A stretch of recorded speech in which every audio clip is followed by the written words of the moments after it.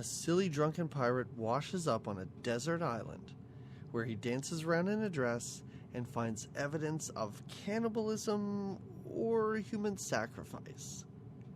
Then he dies, and we have to spend the rest of the time with two teenagers who can't act their way out of a paper bag. Jamie? Yeah. Let's go watch the Blue Lagoon.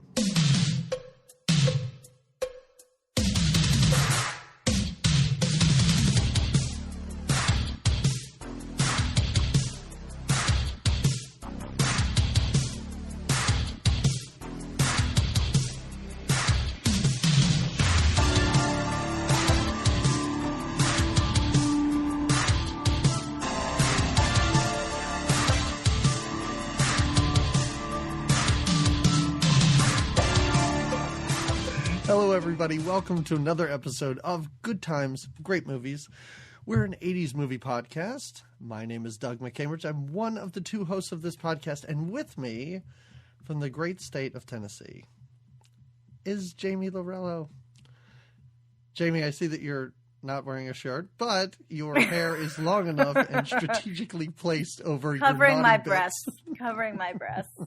Just right. And I see you're wearing your leaf hat. I'm just wearing a diaper or a loincloth or whatever.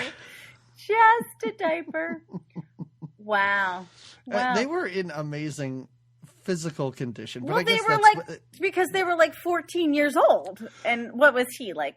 Oh, yeah, I guess you're right. I was 17? in peak physical condition when I was 14. Yeah, but if you lived on an island, that all you had to do was sunbathe and lift things in. You're just eating fruit, it's a charmed right? life, and vegetables. really. Yeah, lots of coconut, I guess. Bananas, aplenty. A ton of bananas. All I saw was them eating bananas and mangoes, which I guess can sustain you for years.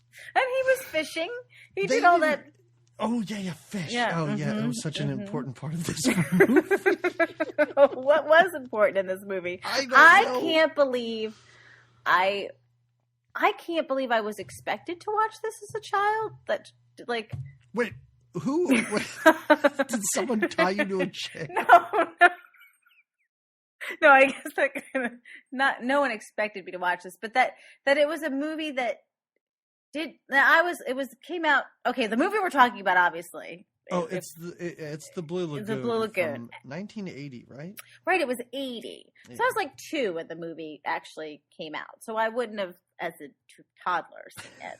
But as a teenager, you're gonna watch this movie and you're gonna love it. Little baby, you're gonna learn how to live out on the island, I guess, for island life. I mean, this movie was not geared toward children. No, right? That's what I'm thinking. But Okay. was it? Was it or wasn't it? It had to be rated R, right? It was for the nudity, but the storyline and everything, minus the nudity, the storyline was something that... Should you even use the term storyline? I'm loosely using it, I suppose. As loose as Brooke Shields was when she got her... This was based on a series of novels. Yes. From 1908, which I thought was great because I didn't know this was a period piece. Did you not? How did you not? But when they're on the boat and they're like these rich... Well, wait a second. No. I'm saying before I watched the movie. Oh, before you watched the movie. I thought you meant as you were watching the movie you didn't realize. I thought this took place in the 60s. Oh, yeah. 70s. Like just some... Right. Okay. Gotcha. All right. Okay. So, wait. Before we get into this movie, I had a plan. Or I had a thought. Okay. And I'm running it by you as we tell the audience about this. This is exciting. You and I do not pay to advertise this podcast. The only way we get new listeners is sort of word of mouth or people stumble upon us in iTunes. Right. And the way we get listed higher in iTunes is through ratings and reviews. So... A little R&R. Yeah, and I don't like to make deals with our audience, but I know there's way more people that listen to us than left us reviews. So, my thought is, once we hit 50 reviews or star ratings, I'm not sure. I haven't really thought this through. Okay. Well, you know what? We're brainstorming it right now. Or rather, and I'm already changing this. Okay. If we hit 50 before the end of our year, like May, the end of our anniversary. Yeah. Okay. We will give everybody a bonus episode. A bonus episode. Yes. Now, that's if you're down with recording. That's very gracious. Yes, absolutely. Right. I mean, I still kind of feel bad about License to Drive, too. So. Well, that was out of our hands. That was literally the spirit of Corey Haim, I feel like, taking it from us. That was out of our hands. I completely understand. Yeah, there was... Yeah. All I'm saying is that if you do listen to us and you have not gone on to iTunes and left a review or a star rating, please do so. Please. We would appreciate it. And again, there's a bonus episode in it for you. Yeah, we're giving you this quote unquote content like the Blue Lagoon for free. Yeah. So well, and when you think about it, hey, listen, so we don't get political on this podcast, and we shouldn't, because it's not a political podcast and it's not about Jamie, it's about the 80s. Are you going to build the greatest wall and keep out people that like to go to islands worshiping heads of stone gods? Hey, you do pretty good. You do pretty good, DT. But... It's not bad, though. I see. Right. I like it. No, we don't. We don't get political. So the whole point is that if you want to forget, which sometimes I think we have to, we need to have a release, a balance, if you will, to take us away from this madness that we're in right now as far as the news and the current situation. If you needed that, you need to go to the Blue Lagoon. You need to watch the Blue Lagoon right now then, because it is nothing but, you will not think about politics. You will not think about the DT. You will not think about a Republican versus a Democrat. You will just be thinking, are these children really naked? And are they really still rubbing each other for the whole scene? What? That sex montage went on forever. All right, but anyway, the baby, naked baby riding a turtle. And then you can get a bonus one of these. And my whole point was we need bonus episodes of podcasts like these, exactly, like us. And you know what? Just to pull back the curtain a little bit, Jamie, we pre-recorded our last two episodes, so it's been a long time since you and I have done this. Right. And to be honest, I am feeling a bit of relief right now from all the politics. It was weird. Like not having done this in like 4 weeks. Mm-hmm. I needed this. You need it. I know. Even the act of watching the movie and this movie in particular, let's not go that far. I'm just saying we're back, and it feels good politically and otherwise. It feels good. All right, so let's get into this. First of all, this is directed by Randall Kleiser. Yeah. Who directed Grease? Oh, really? Flight of the Navigator, and pretty close to what we last did, Big Top Pee-wee. Wow. Yeah. And what a background on this guy. And then he did. Now, was this his passion project? This is right after Grease. I don't know if it was a passion project. I'd like to believe it was. Well, because I feel like you'd have to. Wow. I don't know what you have to like. Okay. And from Grease, what opposites? Like from having very clothed teenagers dancing around. So much fun. To this, which is the opposite of fun. Well, we have some fun here, Patty, the pirate. Guys. Let's just go to it. Okay, here we go. Oh, and this is the third time this movie was adapted into a film. Oh yeah, it was earlier. Isn't it a silent film? Yeah, it's from 23 and from 49, and it spawned 2 sequels, which. Who was clamoring for a sequel after this movie? Like horny teenagers. Like, what do you think the age range was for this? Because I feel like if you're an adult and you watch this, like you kind of almost feel inappropriate because they're so young. Like, who was supposed to be watching this? I don't know. Perverts? No, because there is a story there. All joking aside, there is somewhat of a Lord of the Flies, or I don't know.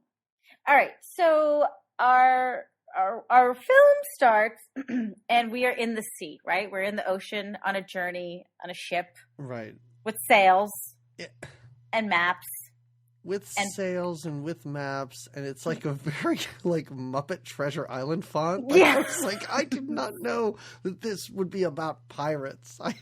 Yeah, and it seems like it's a pirate ship, except for the 2 children and their uncle.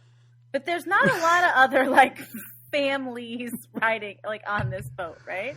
It's a lot. It's very much like they needed to get away from where they lived. And travel to San Francisco. Yes. And these dudes just happened to be going there, and they were the cheapest ride available. That's what it was. That's what it seems like, right? Yeah. And yeah, they're kind of just, I don't want to say dirty pirate people, but that's what's on the boat, other than these two. And this is what I thought you meant about period piece. So they're definitely dressed in like wealthy Victorian style, right? Clothes. The children are. Yeah. And I was confused the relationship, but later on you realize, so the children are cousins, they're correct? cousins. Because the uncle and wasn't sure if they're brother and sister. And everyone else is dead. It's like, my there's parents some are sort both of, dead. Yeah. Your mom's dead. I'm like, oh my God, this is all they have is that one guy. Is this uncle? The boy's father and the girl's uncle. Yes. Yeah. Now, what is he from? He did look familiar. Yeah. What is he from? He's Kit the car in Knight Rider, or you may know him as Mr. Feeney from Boy Meets World.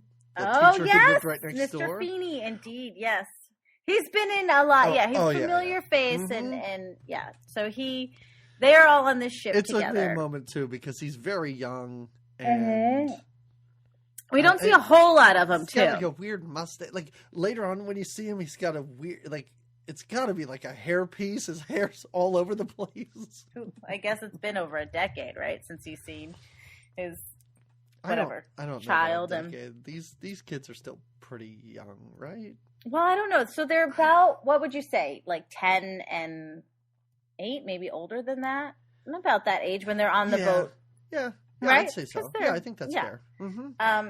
Now, right away, there gets to be some antics on the boat. I thought he was the chef. Is that what he is, Patty? I don't know who that guy is. He is. He's a pirate. Yeah, he's like an angry pirate that works, but he's working in the kitchen, right? Right. He goes to make a meal. And he's kind of shady, and the kids, well, he seems like he is. The kids go into his room for some reason, and they find his nudie pics. They do. Right? They do, and then he has to spank them. Oh my God, how weird is that? He gets so mad about them being in the room. Come over here, little boy. And she does a weird, like, when she tries to stop him from the spanking, it's very strange because he's going to spank the boy, and then she walks in, he's like, "No, get over here, I'm going to spank you too." I'm like, what is going on? And he's the most lovable person in this movie in the end. He figures, he helps them to survive on the island. But so this is happening, and then I guess he's left the kitchen, and that's where I think the fire starts. Right, a fire starts on the boat. Oh, right! Wow, you made a connection where I did not. Okay, so he is a chef. Yeah, that makes sense. Yeah. Yeah. Okay. I was paying attention early on. Later on in the movie, you don't pay attention as much. But in the beginning, I was like, what is this about? Okay, he's the chef, and what's he's going to do? Spank the kids? Okay. Right. So in a way, the children are responsible for this. Well, yeah, because they're looking at what the hell are they doing in his room? Right, exactly. And why, okay, so why this, too? So there's a fire, there's an explosion of sorts on the boat, and now we have to evacuate ship, right? Abandoned ship. Yes. And we all go into the lifeboats, right? Yep. And the children go with the creepy guy who's been spanking them, not with their uncle and the other seamen. Or anyone else. No. There's 2 lifeboats. These kids and the pirate spanker get in one, and everyone else on the ship gets in the other one. And they go in opposite directions. And an incredible fog takes over, so they can only hear each other. It was just smoke from the ship. And they're all yelling, and it's great because the pirate's yelling at the kids to stop yelling because he can't hear where the other people are yelling from. It's a tense time to be is. Yeah. And then we realize no one's going to call back, and we are the children and this Patty pirate on the boat. And we are just in the ocean. We have no hope of anyone finding us. And the kids are so annoying. They're so annoying. He's just trying to survive. He's grabbing like a big a big chest full of luggage, and he's trying Right. to find food, and the kids are like, "Have you ever been married before?" Shut up, kid. We got to get some history, though. We got to find out about Patty's. And whose trunk is this? He finds a trunk, which comes into play later because this trunk does have a bunch of black and white pictures, which they show throughout the. Yeah, they have one of those. movie. What's that little plastic thing we used to have when we were kids with the red, and you'd put the where you watch the what are they called?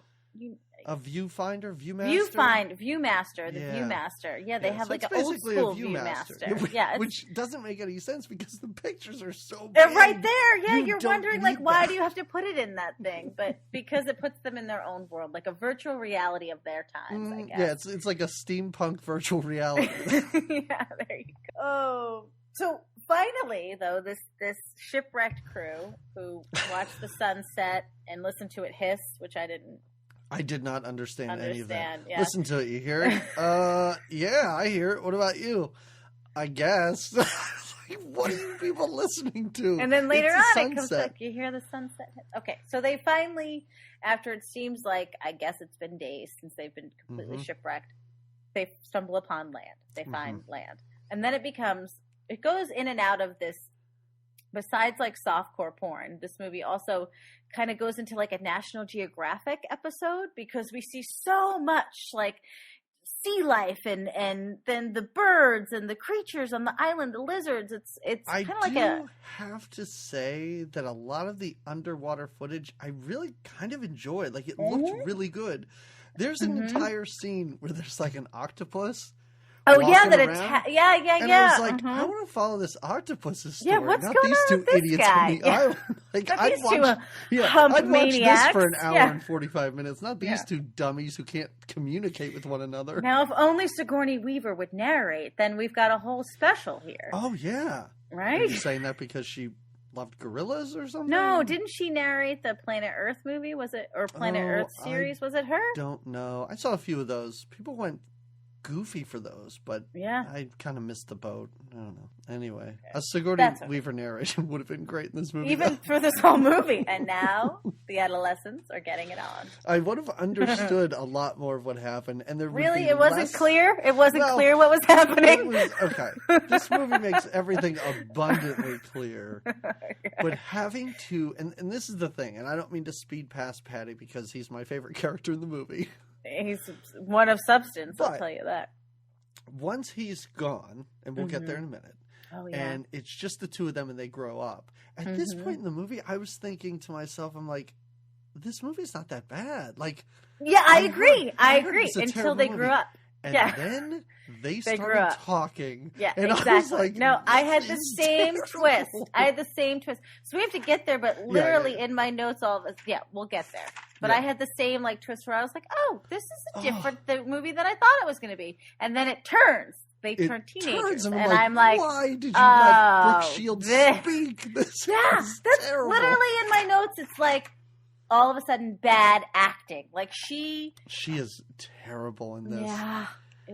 And she's done, I mean, I don't know if this was her first acting job, but she's done a ton of stuff. She's in a lot of movies and a lot of TV shows. I think so. I guess she just kind of figured it out. But boy, is she bad in this movie. Yeah, and it goes from, like you said, being sort of I'm on this ride, and then you're kind of jolted into this. Like, whoa, wait, what is happening? Yeah, it's like the children grew up into robots. Yeah, very weird. Yeah, but attractive, very attractive robots. Yeah. Mm-hmm. Okay. But we're not there yet. They're not grown up yet. They've just landed on this island with their new life source, basically, is Patty. What is his last name? Patty Buttons, right? Because she calls him Mr. Buttons. I don't know. Later they call him Patty. That's his name. I think it's Patty Buttons. Great name. Oh, yeah, Mr. Button. Mr. Button. Patty Button. Oh, Button. Okay, not Buttons. Yeah. Okay. So they... he is just happy that he doesn't have to work anymore and be a pirate anymore, and he's on this island. These children are sort of secondary, and he kind of takes over Yeah, I mean, you're talking about right away. Yeah. But he has fondness for them after. Oh yeah, he becomes like their father. On. Yeah, right. Yeah, but they do.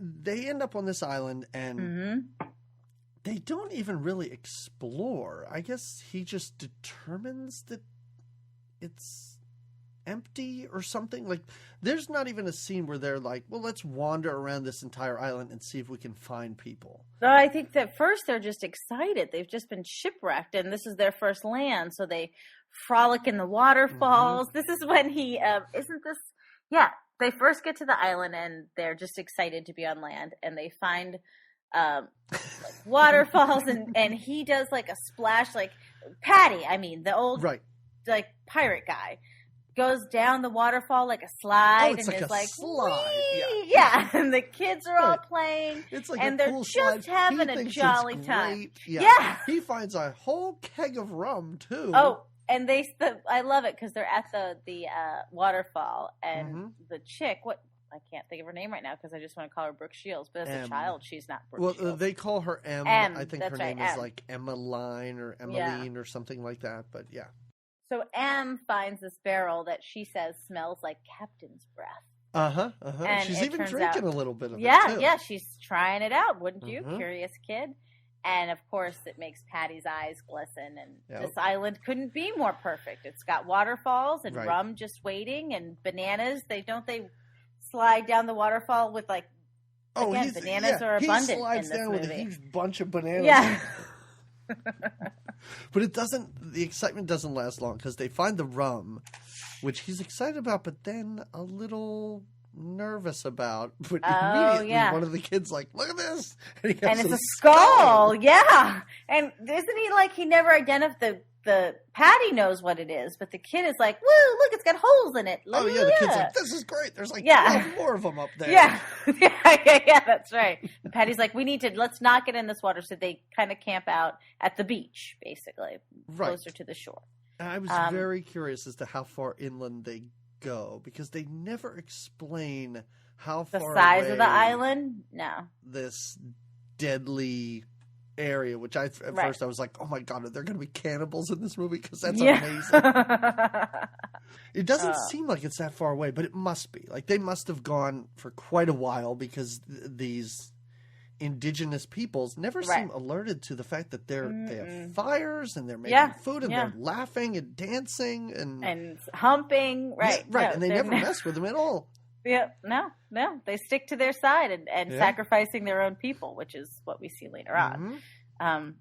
Right? Isn't that kind of what happens? I'm pretty sure. I mean, in a movie that explains everything in graphic detail, there wasn't enough of that for me. Like, can we just hang out with these guys now? Yeah, let's find out what the natives are doing. Like, all right, I get what these two are up to. They figured out that, their parts match up. Right, but, exactly. Exactly. And I want to see him build that house, too. That thing was a mansion that they built. Oh, I know. They did quite a job. But again, all these skills taught to them by Patty. Patty's showing them the way. He teaches them not to eat the poison berries on the island. Right. He kind of doesn't make up, but he gives them, like you would, like a dad would, protecting his children. Right. He tells them that it's a law not to go to the other side because he doesn't want them to venture over there. Sure. And he really teaches them survival. Like, there's this montage of them, like, weaving baskets and stuff, and he teaches them how to fish and how to find food and climb trees and stuff like that. All the stuff that they're going to need just in case something happens. Right. And he's just a master of them, right? Well, they do get a little history out of it. He's been married like 7 times, and he has 17 kids, I think he says to them. Kids. So... That's what did you hear that too? Yeah. Oh my god, it's great, because he goes through them all and he's like, I got black kids, I got Asian kids, I even got little pink kids like you. Bad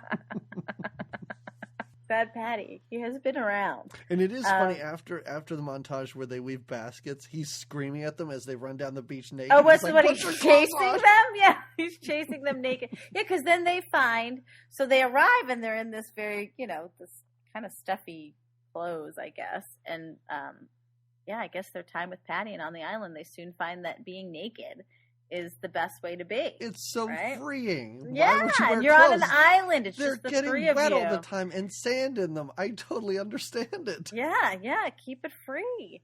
And they do. I mean, sand in your butt crack can't be that much fun either, but you just wash it off in the ocean. Right? You just dive on in and rinse that. Right. Yeah. This is when when the octopus video happens, right? Doesn't it? I don't know. I don't know. You're right, though. Sometimes it would just swing into these National Geographic scenes. I'm like, oh, look at that bird. It's so amazing. This movie was up for an Academy Award for cinematography, though. Oh, I could see. It was pretty. Yeah. It made me want to spend some time on an island. It made I think me they were in Tahiti. I think I read Fiji. I thought it was Fiji. Oh, Fiji? Maybe? I don't know. One of those islands that ends with an I. I. One of those that ends in an I, it's a short Bali. name. Right. It's a short name that ends in an I. Mexicali, maybe? I'm not sure. That's a long one. No, I don't. Yeah, they definitely were on an island. It was very. Do you watch Survivor ever? Have you watched? No, I watched the first season of it, but when was we're Survivor fans. 1999. I'm amazed it's still on. I saw a commercial for it last year, and I was like, "How is this still on?" Stay strong, Jeff Probst. I'm surprised, but anyway, It's got a Survivor-ish vibe to it. Except nobody ever gets voted out, and you kind of want them to. No. But anyway, Patty voted himself out by Patty, drunk lunatic. Patty, the medics had to come and get him. What was he doing? So he was drunk. Okay, so there's an ideal. They're having a great time on this island. They found the island. It's the best. Patty's like a big brother to them, and like they're running around naked and building huts and just it's the good life, right? The good island life. The kids are playing dress up, right? Well, are the kids playing dress up, or is Patty playing dress up? Because he's wearing a dress. Yeah, that's right. He comes out with dress. He is hammered. She's like, after you have those drinks, you're so funny. And he's wearing a dress dancing around a fire. My favorite part of this whole movie. I love that. And I was like, this movie could go on forever. I know Brooke Shields is in it, but I don't care right now. Right? Doesn't he have pictures on his breasts and he makes them dance? Isn't that what he does? When you say pictures, you mean tattoos, right? Pictures. Sorry, yeah. I'm pretty sure they're navel tattoos or whatever. But yeah, he does. He makes these ladies on both of his man boobs dance around. And the kids are loving it. They think it's great. Yeah. Then the kids, they've had a crazy night together of these fun antics. The kids kind of cuddly curl up together, kind of what I think is inappropriate for the two of them that age to be holding each other's hands and snuggling but listen, they're the only two on the island. Cousins. We know what happens later. They're close. Right. Well, Patty is just lit. And he goes rolling with his barrel of rum out to the sea, right? What does he do? I understand that he's drunk, but is his thought that he is going to swim out to another island, because later they make reference to a second island, to try and find help? Or is this just a drunken idiot running out into the ocean with a barrel? It seems to me because he makes it to the other island. He does. Well, he doesn't make it alive. That he had a purpose to this. Or did he just wash up ashore on that other island? Because they find him. Yes. It's kind of like... it's kind of let's call this the loss of innocence part of the film. Yes. They wake up in the morning and he is gone. Patty is gone. And they...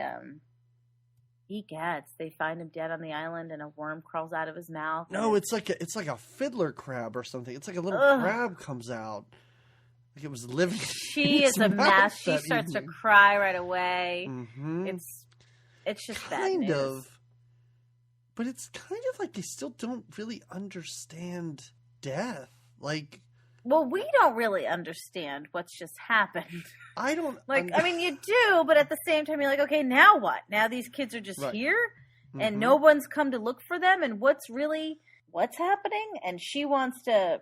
She can't stand to be there now. It's got bad mojo. She makes him take. She wants to leave that island. Yeah, they've constructed, I guess, a little raft in the meantime, which why he decided to go out with a barrel and not the raft because he's drunk. Because he drank all that pirate's breath or whatever. Right. So they load this up with food and other supplies. Mm-hmm. And I was like, oh, they're going to another island. But I guess they just kind of skirt around the edge of the island and find a better spot, a nicer spot with more beach, I guess. Like more distance. There was more, and there was less. Yeah, you're right. There was more beach. It was prime real estate, better real estate, really. It was, right? It was, and they're very happy to be there. And I like it when they arrive. Is it when they arrive here that they find the dolphins? Isn't there dolphins that go swimming? I think yes, and I think that's why they kind of decided to go. Yeah, there. It's like, oh, this is meant to be. The dolphins are calling us in, right? Which means nothing. Nobody ever told them anything about dolphins. I'm surprised these kids even know what one is. I guess again, as a child, if you see these friendly fish that are hopping through the water and not these, you're just like, oh, this is a magical place to be. Yeah. But this is when now the movie changes. Oh, now we get. These kids grow up, and it's just boobies and ding-dongs and swimming all over the place. Oh, we're just... Wow. That's right. I said suddenly naked children. They have breasts and pubic hair. Mm-hmm. And they are always so naked, is what I wrote in my notes. So naked. Jamie, they have no shame. Why would they have shame? No, it's just the two of them on the island fishing for pearls inside the oysters. Exactly. Getting stuff done and acting terrible. The acting is terrible. That these two kids who have spent years together would feel somewhat comfortable talking to one another, but my God, when these two older actors opened their mouths, it was the most uncomfortable. It was like they just showed up on set and had never spoken before. Yeah, it was. Oh, and everything. Her line delivery sounds like she's. Oh, it's painful. On a stage, and she is just alone and scared and does not want to say the words that she's supposed to say. You know, I've been having funny thoughts about you and me. Jamie, that's actually really good. I don't know if you were trying to play that up, but that's pretty much what she sounds like throughout this whole movie. It was really awkward. It was really awkward. And her voice is always, Richard, I don't... When she's yelling, it's like that. When she's totally calm, it's like that. And they get angry with each other because there's hormones. They're happening. They kick each other. He kicks her out of the hut like a couple. That. Because they're lovers. She's like, I helped you build that too. And he's like, I did most of the work. Get out of here. He's a little bit more... First of all, those are great curls, but later I read that's a perm that they made him have so that he looked more like rugged or whatever, more like an island boy. Rugged? But okay. I guess, whatever, more like a native. He was a little... he wasn't as bad. They both are nice to look at. Like, she was beautiful. Right. She got the long brown hair and it was a very... But... This is it was not terrible. The performance was terrible. Right. This is going to come off really badly. It's going to sound very negative. Oh, is it? But if you were to watch this film, wait, hold on. Once the pirate dies, if you were to hit mute, and fast forward through long stretches, it might not be that terrible because it looks okay. Again, imagine Sigourney Weaver's voice over it. Wow, it was. That could work, right? I think so. It could definitely And now work. the children are grown. I can't do a good Sigourney Weaver. I don't even know where to start. But I don't know. That was your Sigourney Weaver. No. That's why I was like, I'm not even going to try. No, I would enjoy that because I don't know. Boy, they... And, okay, But luckily they're left to a lot of action. So besides talking, they do things like... What? Well, there is very little action in this movie. Well, you're kidding me? All it is action for a large soft action, perhaps, but okay. Not that kind of I was going to say, it's a lot of wandering around on the beach. Chasing butterflies. She chases a butterfly for a little while. He goes fishing. Mm-hmm. He dives. She goes swimming in an underwater. We'll call it the menstruation cave when she goes into that cave swimming. Yeah, and she's freaking out. And he's like, "What's up?" And she's like, get out of here." First she's screaming, movie, I'm bleeding, right. I'm bleeding. He's like, if you're bleeding, you have a wound. I have to see it. And she's like, no, No, you can't. You can't. And later on, they're sitting around that fire, and he's like, "There's so many things I don't understand. Like, why don't you tell me anything? Where's all this hair coming from?" Wait, what? If I had a wound that was bleeding, I would tell you. Were those lines supposed to be together in the same scene? Yes. Because he's growing hair in weird spots, and she's bleeding from weird spots. First of all, can I just backtrack real quick? Because this movie, there's everything we're talking about right now. We could talk about this out of order; it wouldn't matter because it's all one just year, as odd. one day passes to the next. Mm-hmm. My favorite part, first of all, Patty dressing up in the dress was great. I loved it when it was Christmas. And then they're in their hut singing Christmas carols. And they can't remember the words to any of them? They both just peter out at they're just at the same time. We wish you Merry Christmas. We wish you Merry Christmas. And then you just go into the next one in unison. As though they do this every year. And they never just made up words. Like, wouldn't that have been better if they just made up their own goofy song? No, they're not that. Again, they're very attractive. Not that smart. They just mumble and then go into the next song as though they're reading off of a script. They don't look at each other and go, let's try and sing this one. Nope. It's just one after another. There's no improvising. And she has like a weird veil on, like she's in a manger almost. Well, they're celebrating Christmas. She's part of it's she's pretty in a fantastic. manger. It is so weird. A lot of their little traditions are. And he creates reindeer tracks. With the tree things, like stilts? He makes this elaborate thing to create reindeer tracks because he tells her Santa came. There's reindeer tracks outside. He's collected pearls, which he calls them marbles, which I thought was kind of fun because they're kids. He wouldn't know. Yeah, he didn't know Pearl. Right. And I wish they did more of that because they talk about how they don't know things a lot, but they seem to know a lot of stuff. Well, they don't probably seem shouldn't know. Like as far as I don't know. I can't think of an example. They seemed smarter than I thought they would be. Well, they're island smart in some ways. In some ways, no. Like they still, even as they get older, they refuse. She really does believe, like, well, Patty said there's a law, we can't go to the other side. Oh, the she doesn't really get the boogeyman is there, and we can't go. And do you think it's the boogie? Like they still believe these things, but they can build a freaking hut from themselves, and they go spear fishing. But then they don't know developmentally. He's got hair places. She's got blood places. They don't know development. She's staring at him like what is he doing? Like chopping wood or something or fishing? And she's like staring at his muscles. Again, they're getting like, she starts first. She starts to get a little more turned on by him first and doesn't know what to do with herself about it. And then does he go to kiss her or does he see her one day? Because there's a moment where you catch her. She's caught like staring at his muscles. But then what happens with him? Is it just that he tries to kiss her and she refuses and he gets mad? Because he does get like his response to her rejection is anger. Although she does get angry with him too, I guess, right? I don't know. I don't know what order these scenes take place in because you're right. He tries to kiss her and she's like, "Whoa, what are you doing?" And then he's like, and he stomps off.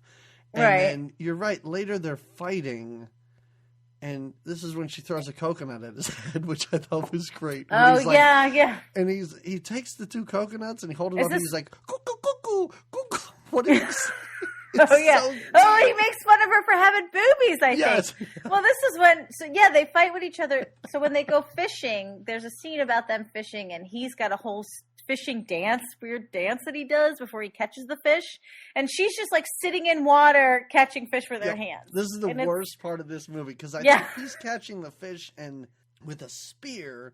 But they talk later about the low tide and they're like, how come the fish stop swimming when the tide gets low? That's what I mean. I'm like, this is like fake dumb. They have to know that these fish die. But right? I'm telling you, They're attractive, not smart. Yeah. Yeah, but you're right because then she makes fun of him. She's like, "Oh, your fishing dance or whatever." Right. That's when they start to kind of pick on each other, right? And that's when he gets all defensive. I'm the best fisherman ever. Right. It's insane. This movie is insane because it's nothing. It's nothing that goes on for so long. Oh, there's the weird. Okay, wait. So please, let's just. There's no order to this. I wrote notes in an order. I don't even know where we are anymore. So you're like, I'm just. Where are we? Nope.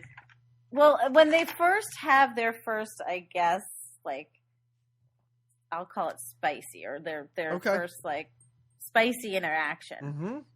She splashes in blue water. He watches her, and then doesn't the water get like super blue? It's a very Tron-like effect that happens. Yes. And even when they swim under the water, they look kind of like glowing, glowy blue, right? Yeah. Yeah, because they're, I guess, in the Blue Lagoon. I don't know. So I didn't stupid. get that. But they're naked together. Magical part of this movie, which has no magic in it at all. Well, this is when. Wait, is this before or after they're in their hut and he's playing "Pop Goes the Weasel" on his little pan flute there, and she's so aggravated by it? No, I think that's later. Wait, hold on. Wait, well, she does. Oh, it is. It's right before that, because then he chases her around and they giggle a lot and they tickle each other. Yeah. Right. She does try to go to the other side at some point. This is after the Tron effects. After the she walks into the woods. She goes inland and discovers a big giant rock head, kind of like a face, like a it big kind of like it looks like Squidward's house, Easter Island head, right? Yeah, or Squidward's house, right? and it's awe-inspiring, and she thinks it's amazing, and blood comes out of it. Yeah, very creepy. Blood comes out of it, but then blood just recently came out of her, so you wonder if it's metaphoric. Right, yes. Again, she seems to think that this is like a god. Right. And she tells him about it, and then she has a dream. She's got some weird, like... Oh, this dream This is the dream where the camera just zooms in on her head, and like... an oval comes out with her dream inside of it. and Richard's like chomping down on He's eating those poison berries. And he's drowning at one point. Yeah. It's a damn shame that people only listen to this, because I could just see how you flailed about for that. But anyway, the audience can visualize. So yeah, she has this dream of Richard dying, and when she wakes up, they kind of make out, and then she's like, "Don't!" Right? Yeah, they kind of make out, and then he staring at her. It is so creepy. I like how they have a mosquito net. I was like, oh, they have a mosquito net over their beds. I did not know that before this, but you're right. I'm assuming that was Patty left that. I'm not sure. Yeah, she's sleeping provocatively, like the blanket is down. On her hip a little bit, and he's sitting in the background just staring at her. And kind of like lightly rubbing, right? Or is he just like staring? I forget. Yeah, no. Then he like parts the mosquito curtain and comes over and just starts rubbing her shoulder, and she even moves, and he like gets scared, and then he starts smelling her hair. And she wakes up and she gets creeped out, and she makes him leave, and then he goes to the rock to masturbate. Yeah, he starts masturbating on a rock. I mean, he's sitting on a rock. Yeah. And she catches him. She's like, "What do you do with that thing?" And he's like, "Get out of here!" And this is when they fight in the woods, and she hits him with a coconut, I think. Oh, right. Yeah, I think this is... Yep. Well, then doesn't the ship come? Another ship comes. Right. While they're on the island. Yeah. Well, not another ship. This is the first. Well, not another. Yeah, their first ship in at least 10 years. Well, how old are they? Yeah, about 10 years. 10 years? No, they're not 18 years old. Well, you were talking about how, Yeah. Well, first of all, when they made this movie, she was 15 when they made this movie.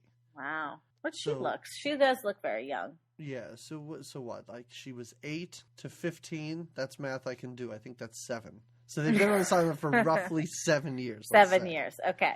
But I think it is the first ship they've seen. Mm-hmm. And she is hanging out with a bird. No, she's doing laundry. They really fall into these stereotypical gender roles, because he's up in a tree, like, getting food and stuff, and she's just hanging laundry on the line. And he Like sees the ship. Like that poor black lady in Lost. Every time you saw the black woman, she was doing laundry. She was doing like, laundry. Oh, I feel so bad for her. So she doesn't. There is a fire, signal fire that she could light, and she does not light it. And he gets really mad at her for that. And this is when he makes the one sailboat to go to San Francisco without her. Right. Or what do they call it? They don't call it San Francisco. They say it wrong. San Francisco. San Francisco. I mean, I think all this has been building. First of all, he's creepily sniffing her hair, and she's not happy about that. She catches him masturbating, then makes fun of him for it, then hits him in the head with a coconut, then doesn't light the signal fire. Yeah, he's like, I'm done. But his boat falls apart, right? It is so terribly built. For the fact they were able to create a tree house consisting of 7 rooms, probably. He has this boat. He gets about 20 feet away, and it just sail crumbles, falls over. Yeah, and she thinks it's the funniest thing ever. Oh, well, because they're at this peak of like sexual tension with each other. This is when the big fight happens, and he kicks her out of the house. He's going to stay on the island. He obviously can't leave. I like how she calls him Richard the Strange all the time. I think that's their last name is like Lestrange. Oh, really? I think so. Oh, I did not pick up on that. But she does sometimes call him Richard. It sounds like the Strange. Yeah, but she's like, why don't you like me, Richard the Strange? I'm like, maybe it's because you call him Richard the Strange. I think it's their last name. I'm not sure. Okay, all right. Yeah. So she's obsessed with this statue being a god, right? She keeps visiting that statue. Because she prays to it. She does know about God. Like you said, they don't know a lot because they were children but she believes in a god. They believe in Santa Claus. Right. She believes that this statue is God. And when her and Richard the Strange are having troubles, she seeks solace in this. Exactly. While he plays baseball. I noticed at one point he was playing baseball. I was like, oh, okay. But in a great, like, can you imagine? He's like hitting like shells off of this like island reef. Must like, be, yes. In many ways, you're like, kids, let's not complain. Let's be grateful for the life that we live. In many ways, I was watching this thinking, this would be pretty great. Yeah, exactly. You don't have to listen to parents. You don't have to go to school. You just have to stay away from the boogeyman. You're just... Yeah. Looks like a pretty sweet gig. Bananas and mangoes aplenty. Don't listen to your parents. Because as the Fresh Prince told us, parents just don't understand anyway. They do not. Even if you're a Wild Island child. Right. This is when she cuts her foot, right? She steps on a fish that looks like a rock. And does it bite her? I wasn't sure what was happening in that scene, but that fish looks disgusting. Like, it looks pretty gnarly. Yeah. Fish. It poisons her somehow. Right. It gets in her foot and it poisons her and she gets sick. But it's just what they need to reconnect. Tragedy often reconnects a couple, when you're going through hard times. It is pretty Step on a fish. He comes up to her and she's sleeping, since he kicked her out, she's sleeping in like this like crevice of a... Yeah, it's not even a full cave. It's just like an indentation in a rock formation. And it's in bad, like she had a thing, but it blows away at one storm, right? Yeah, it just falls over. And he's up there playing the guitar or something, laughing at her. He thinks it's great. Yeah. But this is when he goes up and she explains what's wrong. And then she kind of drifts off and he's like, no, don't go to sleep. And then she kind of just looks up and he's like, oh, good, you didn't go to sleep.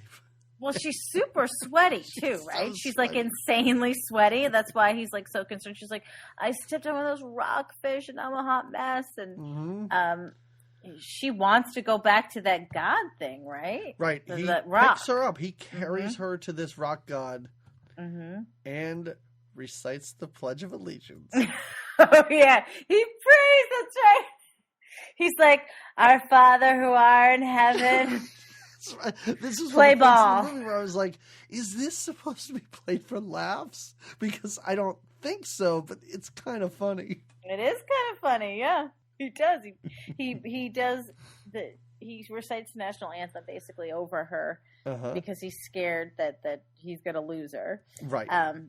And then he washes her boobies for her right? That's when he gives her like a sponge bath, I don't know that he's really helping her out. This seemed as creepy as him sniffing her hair to me. Yeah, I totally agree. I was like, she's dying, right? This is so inappropriate right now.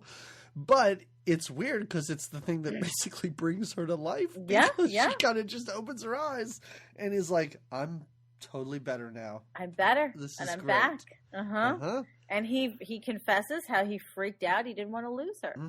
So they kind of almost share a this is when they kind of love connect. Would you say that? Yeah. He really comes off as at this point as being very genuine for the fact that he cares for her, and she cares for him and everything, and then they can swim naked together and eat. Figure out how to get down, and that's the next 25 minutes of this movie. Well, it starts, so they swim away, right? In this we're healed and we're naked swimming. A juice fight is what starts it, right? Where they're eating fruit together, and he pours juice on her, and she pours. And now, and he's like, "Kiss me," and she's like, "But you're so sticky." He's like, "No, come on, kiss me. It's gonna be awesome." And their funny feelings for each other start up. These funny feelings, right? And it's just a lot of, I have birds, sea life, trees, wind, turtles hump, and they make love all over the island. That's my bullet notes. You know what? And that's exactly right. There's nothing more to it than that, to be honest. There's a lot of, they just, for the next, like you said, what did you say, 20, 25 minutes? It goes on forever. For too long. For way too long. Like, I get it. They understand how to have sex, and it's going to make a baby. Like, you do not need to draw this out for that long. No, we needed to see it. They go down the waterfalls. Oh. They give each other back rubs. They have a weird wedding ceremony, right? Because again, we forgot to mention, because I didn't write down which pictures were shown, but throughout the movie, they show those pictures from black and whites. Yes, as they're like, okay, here's what civilization is, and here's what civilization does. Here's the correlation and the relationship to what these primitives are doing right now. Yeah, I mean, it's clever, I guess. I didn't hate it, but it was a little too ham-fisted. Like, I was like, okay, I get it. That's all right. I agree. But I also think it was important, like you said, it's important to have those, to sort of have them look at those and understand what civilization is. Because if they didn't have those, I'd be like, why is she even wearing a little dress? Like, why aren't they just running around totally nude the whole time? And let's note that she does wear this tore up dress. I guess it's a version of the dress she wore when she was a kid that she still wears. I was wondering where she got that too. I was like, maybe it was in that box that I was that Patty brought. Peppermint Patty. That would be a great pirate name for him. Our Peppermint Patty here. Yeah, I was like, well, maybe it was something in that box. So I didn't really think about it because it didn't look like anything they could have made. No, it was definitely either something she grew out of or something. It was very worn and loved. I like to think that it was the dress she wore when she was That's a what I kid. think, and she just kept wearing it till it looked like it looked on her, which was kind of bohemian. I don't know. Yeah. So, anyways, because of their rampant just fucking all over the island, he comments one day that she's been getting chubby and she's binging on coconut, I think, and that'll make you fat. You can't eat that all much of coconut. That. Yeah, exactly. He takes it away from her. At one point, I was like, "Oh my god, how gross!" He's like, because he literally is like, "Stop eating that. You're getting fat." But she's not getting fat, folks. All science will tell you. All of that, putting it here and there will get one pregnant. So and this is a part of the movie where I was like, how are they not freaking out? How is she not? Well, she's not aware. Lid? She has no idea. She's getting bigger. Right. She's feeling funny. He catches the natives. At some point, he catches them doing their dance, right? The native, sacrifice dance. Yeah, is this when they? Yeah, this is when they sacrifice somebody. So he goes back to Big Head Rock or Big Rock Head, whatever, and he sees them all dancing around and chanting, and they totally bury a hatchet. Blood in one dude, sprays everywhere. And he's freaked out because they just seem like savage people. In the meantime, Em is very sick. She's screaming for him, and she's not sick. She's having a baby. She's having a baby. Gives birth, right? Yeah. And I love it when after she has the baby, he goes, "Why did you have a baby?" Like, I think he asked her that. It's so nice. And she's like, "I don't know. Why did you have I don't know."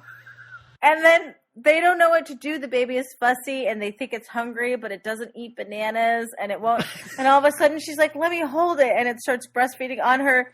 Let's be honest. I mean, she's beautiful, but she's not developed very much. Yeah, right. And they didn't compensate for that. Like, a pregnant woman does develop, even if she whatever. Yeah, because anyway, she breastfeeds because this is a 15-year-old Brooke Shields, right? And anytime there was nudity, it was a body double. So you couldn't get a body double that was maybe looked like she could feed a baby. Like, you got to be able to do that, right? You know what I mean? Well, they feed. Nonetheless, she breastfeeds, right? And that's the miracle of life starts. He starts to wonder. Right at the boy, and realizes this is when he has the moment. He goes back to the island, or the part of the island that they came from, is. that they were from originally, right?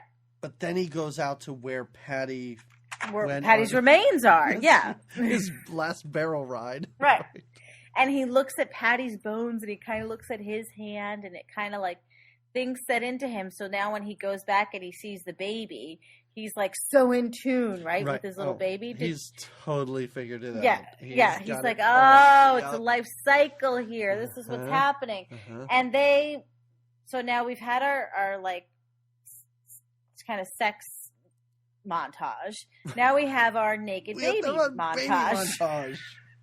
Which there were, not that I enjoyed this montage more than the sex montage. Let's not get crazy, folks. That was a little bit better than this, but I didn't mind this. Like, the baby's so adorable, and seeing these two children basically try and interact with the baby and be parents was actually kind of cute. I thought it was pretty good. It's kind of like a teen mom goes island style. Yeah, you know, because you're like, oh, look at them, they're making it work. Like, they don't know what they're doing, but they're making it. And the baby gets old. The bababy's probably like 1.5 or 2 by the time our montage ends. Oh, they put that naked baby on a turtle. It's awesome. Oh, yeah. Naked baby on a turtle. Ride that Galapagos. They mud fight with the baby, right? They do. They spread mud all over themselves. They swim. Naked baby penis is just swimming in the sea, right? I looked up, P.S., can I tell you, of all the actors that I looked up. Did you look up the baby? I did. Oh, you did? Okay. And? Baby is just known for this movie. He's like a dude, I forget his name. Like, I want to say Aaron something or Andrew. Okay. And his only credit is this movie. Wow. Yeah. And you didn't find anything out? Like, he was the child of the sound designer or something? No, he's credited. He's got a... No. Wow. No. Didn't say. Yeah. He must have auditioned. Well, wait, the baby or the child? I looked at the child. I figured. Oh, okay, the child. Okay. Yeah. All right. I thought you were looking at I don't know. It might have been the same baby from Labyrinth. Did it look the same? I'm not sure. No, it was not. I don't know. Did it look the same? Jamie, I gotta tell you, all babies look the same. To me. I've had 3 of them. They all look the same. They all were the same. Like, I don't know. What's an adorable baby? What's an ugly baby? I don't know. They all look the same. I couldn't pick one out. Babies do have, it's okay. It's just baby. It's just like these moving arms and legs and little baby face. Yeah. They all look the same. They really do. There's not no so much distinguishing baby features. No. It's a lump of flesh. Uh-huh. They're adorable. Well, aren't we all just lumps of flesh, really?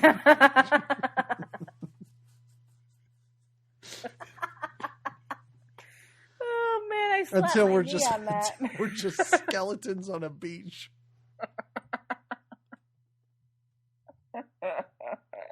Okay, Bear.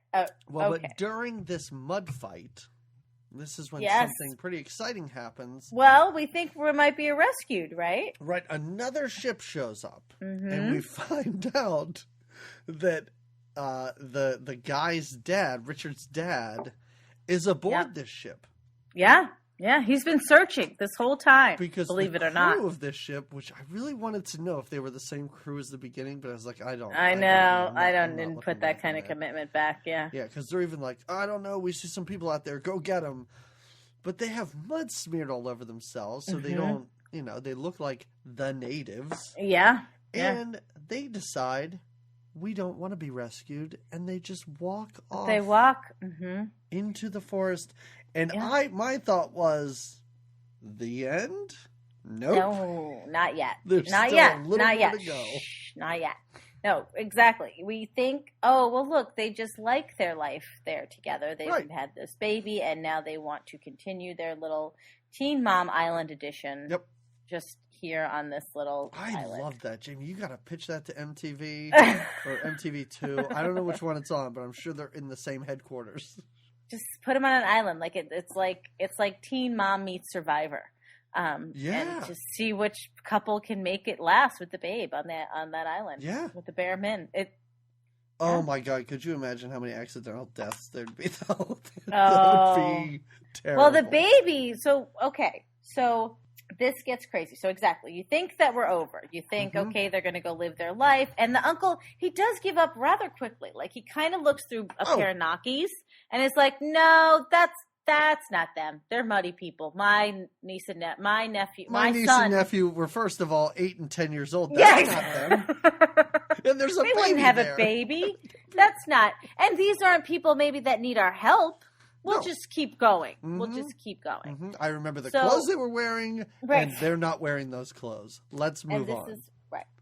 And so they decide to take, the movie's not over, they decide to take the baby back to Mr. Button's island, to Patty's island, right? Yes, but I don't understand why.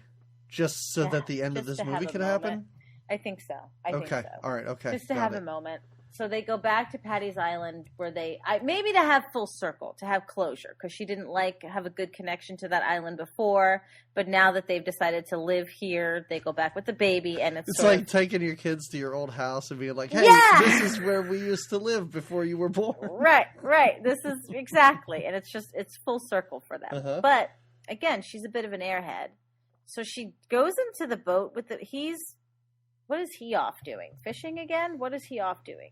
I don't know, because it was such a hodgepodge of different weird things happening that you're at the like, same wait, time. and again, about 5 minutes ago, you thought this movie had ended. Oh, so I'm closing my notebook. Okay, off into over. nature. Yeah. And then I'm opening it back up, and I'm like, oh, wait, there's more. Okay.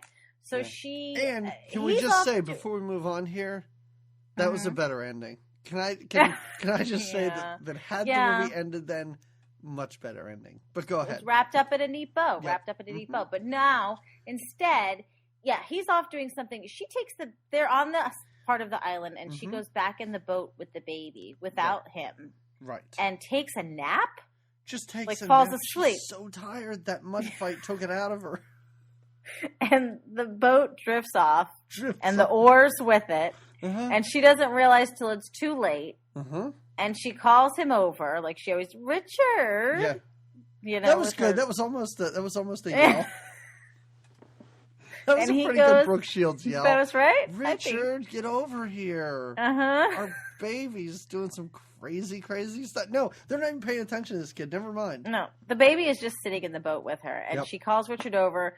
Richard tries to get there. Sharks almost attack him. Oh, it's very intense there for it's about intense. 3 seconds. He gets in the boat, but now the oars are gone, and now, just like in the beginning of the movie, they are shipwrecked. They're just drifting out into the sea. Trying to paddle with their hands, and they can't. They're just listening to the sunset hiss. And again, another really sad, almost ending. Like I was like, oh, this is so sad. Now they're just with the baby, they're gonna fry in the sun, right? Exactly. That's what you're like. Oh my gosh.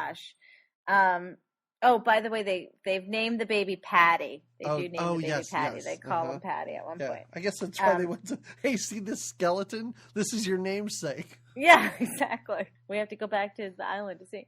So, no, it does get more sad. We think they're just going to burn off and drift. But there's, at some point, again, they barely watch this kid because they're kids themselves. I mean, he's were practically 2 years old. You don't need to pay attention to kids at that age. Right? They do their own shit. This is a lot like Teen Mom, actually. See?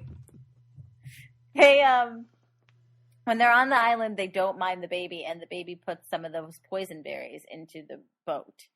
And now that they're floating and they're just kind of, floating along the sea, the baby eats some of the berries. Eats the poison berries. The berries where you will go to sleep and you will never wake up. Mm-hmm. Right.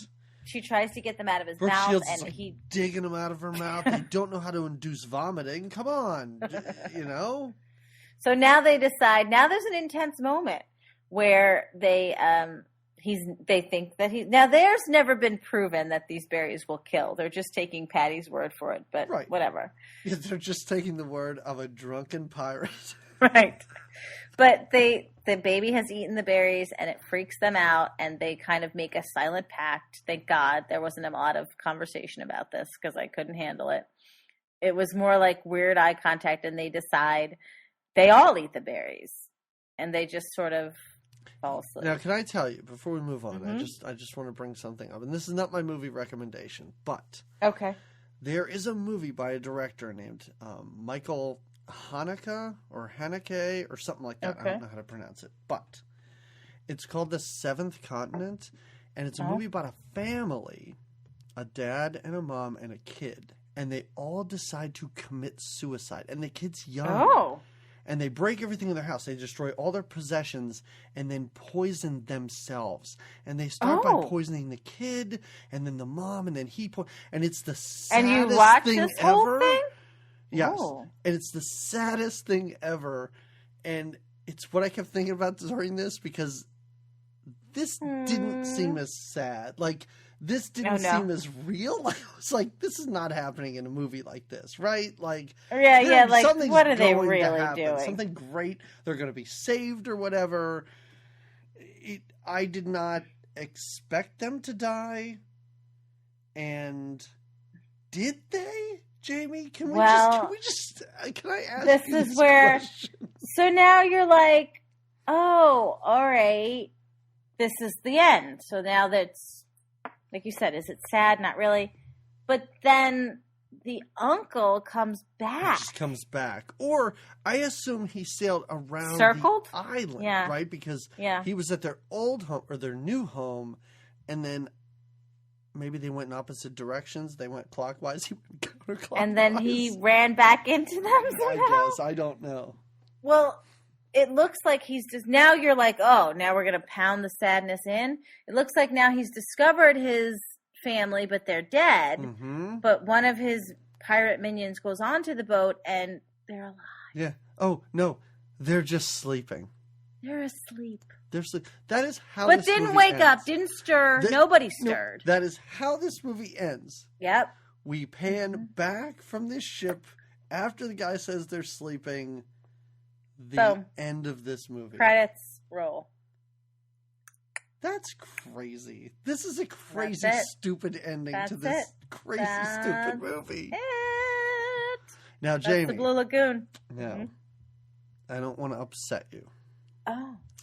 But, as you know, this movie was based on a book. And these books, there were 3 of them. So the first was the Blue Lagoon. I had to do this research. I had to find out. So, the Blue Lagoon, the book, ends with the same line. Oh, really? Yes. They're sleeping. Alive. Yes, they're just sleeping. They're just sleeping, yeah. It's the last line of the first book. The first line of the second book, no, they're dead. What? That's the first line. Oh, so even the book plays shitty mind games with you. Yes. Oh. But in the second book, the kid's not dead. The parents are dead, but the kid isn't, and he's like brought back to civilization or something, whatever. Is that the Blue Lagoon too? Because there is a sequel to this. Yeah, I think Return to Blue Lagoon. I think it's basically just this movie again. I'm not sure, but I think it's basically the like same a movie. updated version of Yes. this kind of thing. Yeah. Okay. So, Jamie, would you recommend that people? Uh, would you recommend that people watch the Blue Lagoon? I don't know. Again, even watching it in the 80s, what was your reasoning for watching this? If you had read the book, and now Nobody you read need to the see book. the It's movie. from like 1908. Who's reading that book? Oh, I don't know if you. What is your purpose for watching this movie? If again, like I said to the start, if you want to just forget about politics and watch something that just blows your mind in sort of a probably not the best way, like in sort of a like, what am I watching? Why am I watching? I mean, this I would way? only, the thing that I would say. No, is, I don't recommend okay. it. Basically, No. I was just going to say, I think that the only thing I could say is that it was probably the idea of like, let's tell a coming of age story in a very different environment. It was definitely different. I did wonder, like, and thought it was sort of cutting edge at the time. I mean, as much as we kind of joked about the nudity, for the time period, that amount of nudity. Jamie, this is what I'm finding out with these 80s movies. Like, that Personal Best movie? When that dude just got out of bed. When the bush was just there. Yeah. Like, this was not a big deal at this time. No, they were just slipping those kind of under the rug. They were like, and you know what? Let's put kids in this one. They'll never know. The 80s people will eat it up. They're all coked out. They don't care. Exactly. Yeah. But here's what I would say. First of all, I do not recommend the movie either. You do I not. would not watch it. I will never watch this again. This was a rough go. Like I didn't think. I thought the movie after we watched the Hug-a-Bunch would have more substance than the Hug-a-Bunch movie. This doesn't. This doesn't. This not movie for you. Is more than twice as long as the Hug-a-Bunch movie and has It less is. of a story to tell. It does. Yeah, it does. But here's what I would say, and I haven't seen the remake, and then they made another one for like Lifetime in 2012. Oh boy. I feel like it could have been a good movie. I feel like had you cast well cast, I agree. actors- Well cast, I think it Right. could have been. And they said, I did read that there was a couple of good names up for this. Like as far as I think, was it Ali Sheedy that was one, and Okay. maybe even Jodie Foster, and there were some. I could see Jodie Foster doing a great There were job. some better female leads and Yeah. even males. I want to say, somebody that. Carrie Fisher was up for the role, but she for was the male doing... lead. She Oh, shut up! No, sorry, she was no. Oh, R.I.P. Carrie Fisher. But she was doing Boy, that was a shame that I just made that fun was of her. insensitive. Right, that was right very after- insensitive of you. Yeah, it was. All right. And I want to say that but I think that it's just because of that Matt Dillon maybe was up for Mother, but I don't think so. I just want to say that, as I said. Yeah, I don't know. But- I mean, you would but need yeah, someone like I think that. Do you think now? You obviously hadn't seen it before, right? I did had not. never seen this. No. No.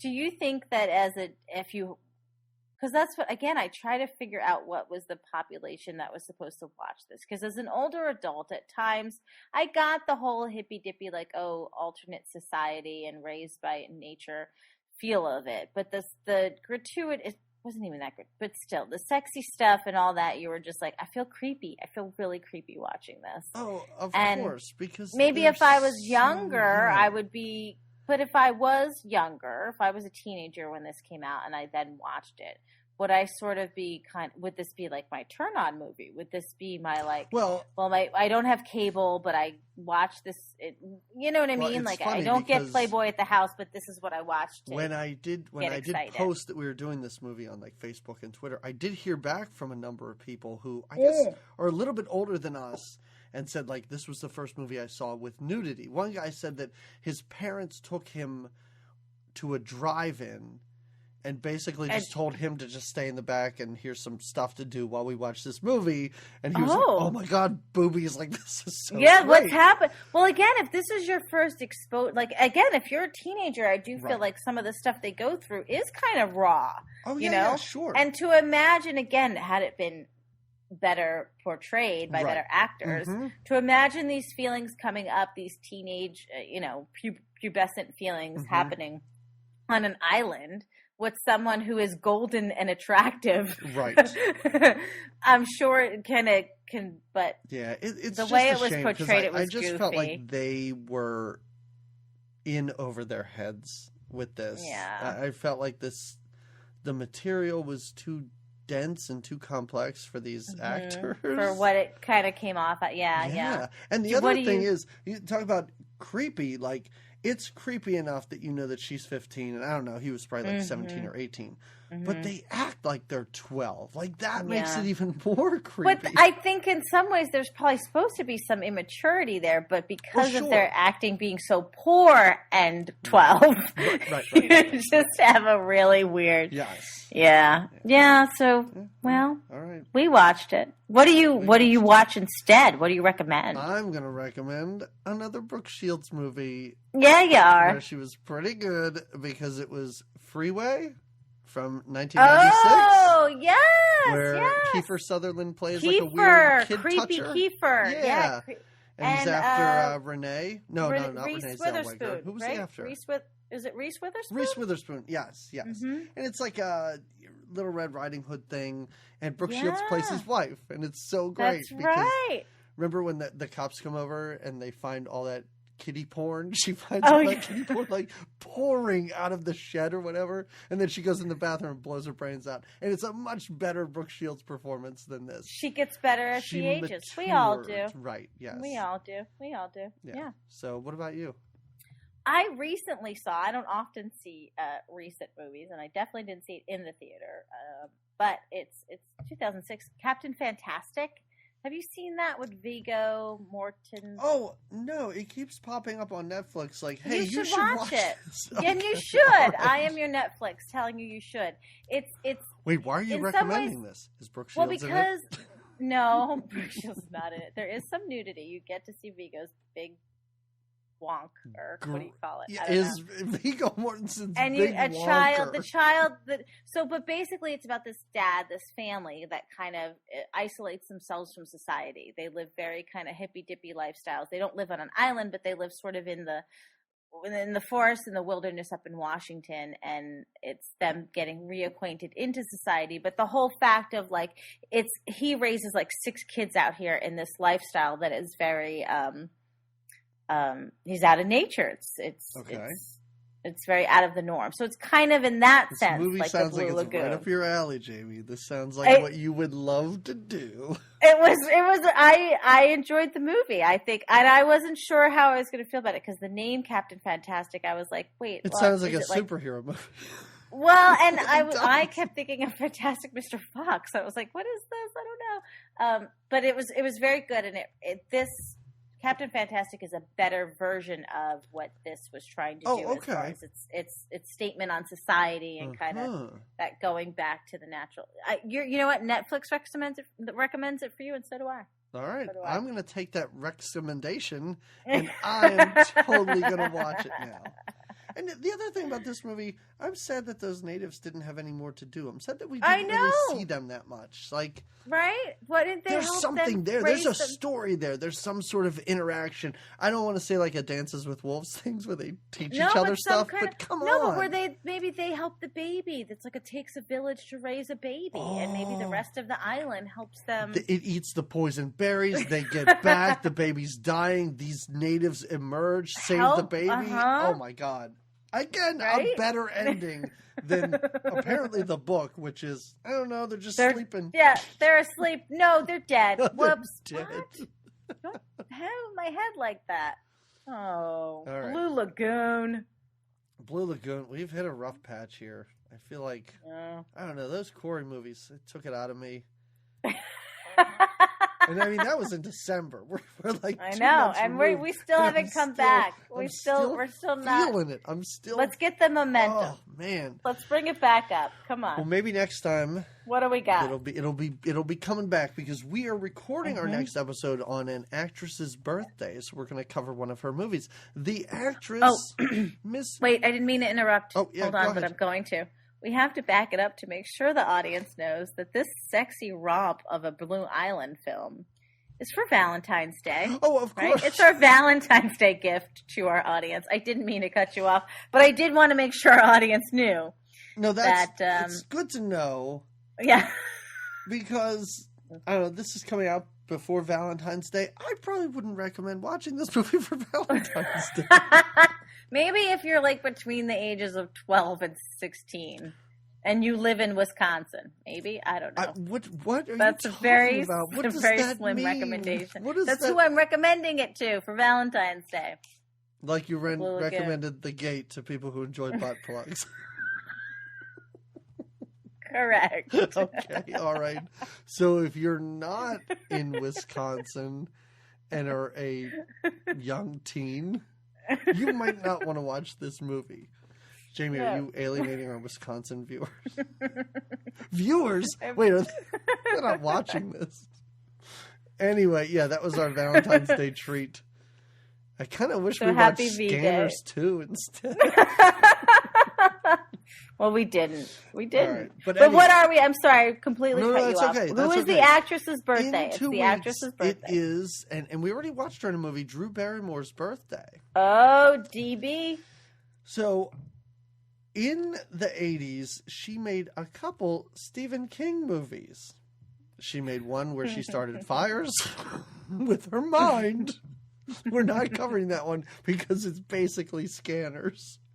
But we're going to cover an anthology movie with 3 scary stories called Cat's Eye. 3 stories that are only connected by the presence of a cat in them, like in the background. Like the cat delicious. The cat has a purpose in the last story. But in the first 2, it's like, I don't know, these are unrelated. Let's have the same cat just walk through the background in one scene. Have you ever seen it? No. Oh, okay. No. Wow. Sorry. All right. I remember it being pretty good. I mean, we get some James Woods. We haven't run into James Woods yet. Right. That'll be fun. I don't know who else. A Baby Barrymore. She's pretty young, right, in this? Oh, yeah. Yeah, she may even be younger than she was in that goofy movie we want. What was that movie? I always forget the name of that movie. Babes in Toyland? Babes in Toyland, yes. I think she's even younger than in that. Ah, okay. Yeah. So that is we get back into something a little scary, a little different.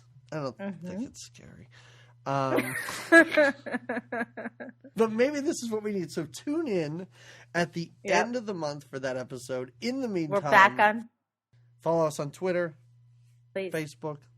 Leave us a star rating and review. Write a review, and then we'll have our bonus episodes. You don't even know where bonus is going to lead you. You have no idea. Is it going to be License to Drive? No, it's not. But it's going to be something else. We're never doing another Corey movie again. I am never. We don't have to. Oh, wait. No? No, we only did the ones that they were in together. Oh. We can always do a Silver Bullet. Speaking of Stephen King. There you go. Corey Haim shoots a bottle rocket into a werewolf's eye, I think. I don't know why I'm looking at you for confirmation. I know this is not stuff that you have even thought about watching. All right, anybody who's still listening, maybe. We will talk to you again in 2 weeks. That's right, we will.